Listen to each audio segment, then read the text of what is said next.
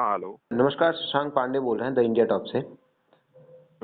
बिल्कुल, कहिए। सर, दया प्रकाश सिन्हा ने एक किताब लिखी नाटक, जिसमें सम्राट अशोक की तुलना कर दी औरंगजेब से। उसके बाद आप लोगों में भी आक्रोश दिख रहा है और तमाम ऐसे एक महात्मा फुले समता जो परिषद है, वो भी कल उनका पुतला दहन की और उसके बाद कहा कि आरएसएस के लोग हैं, आरएसएस में वो हैं।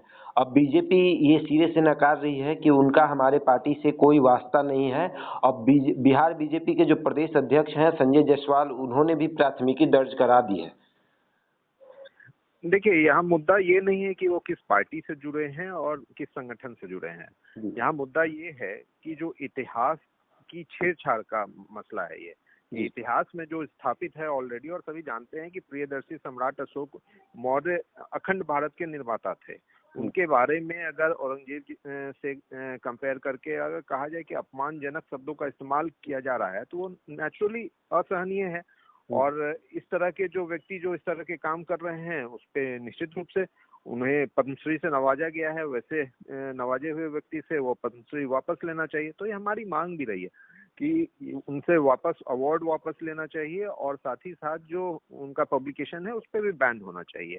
और इसको लेकर के कोई पार्टी और इससे मतलब नहीं, एक पर्टिकुलर व्यक्ति जिसने ये कंट्रोवर्सी को शुरुआत किया है, उसको लेकर के ये हमारी मांग है। अच्छा, तो सर, अगर मैं आपसे ये कहूं कि कम शब्दों में अगर सम्राट अशोक के बारे में बताएं और कम ही शब्दों में ये औरंगजेब के बारे में बताएं, तो आप क्या कहिएगा? नहीं, हमने कहा है ना, एक लाइन में अगर सीधी सी बात की जाए तो प्रियदर्शी सम्राट अशोक मौर्य बृहत अखंड भारत के निर्माता थे। जी जी। सिंपल एक लाइन में। और जहां तक औरंगजेब की बात है, तो सत्ता पाने के लिए उन्होंने अपने भाइयों का भी हत्या करवाया। तो एक विनाशकारी व्यक्ति थे। तो ये सिंपल सा बात है। और ये इतिहास में बहुत सारे ऐसे, तो आप अगर बात करेंगे तो एक इतिहास के छात्र के तहत तो हजारों एग्जांपल दे सकता हूँ अगर दोनों के बीच अगर कंपैरिजन। तो थोड़ा सा एग्जांपल ही दे देते।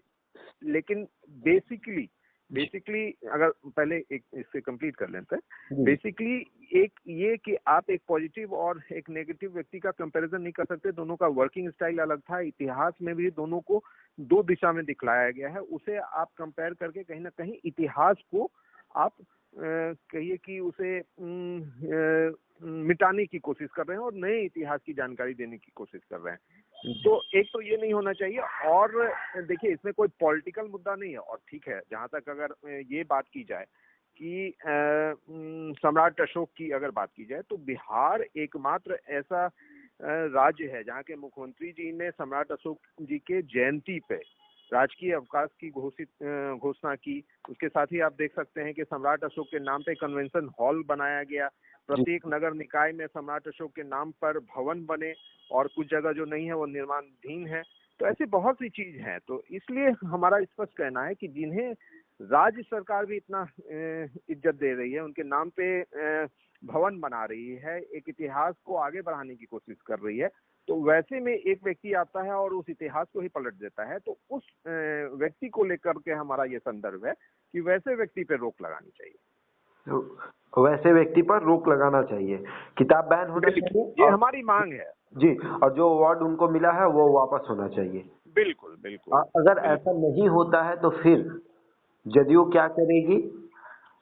नहीं, देखिए, राजनीति में कोई फ्यूचर टेंस नहीं होता। आज की स्थिति ये है, आज की स्थिति में ये हमारा डिमांड है। बाकी ये हमारी मांग केंद्र सरकार से भी रही है, राष्ट्रपति भवन से भी रही है, और तमाम वो लोग जो कमेटी होती है जो कि इस तरह के पद से नवाजे जाते हैं, उनसे भी रही है।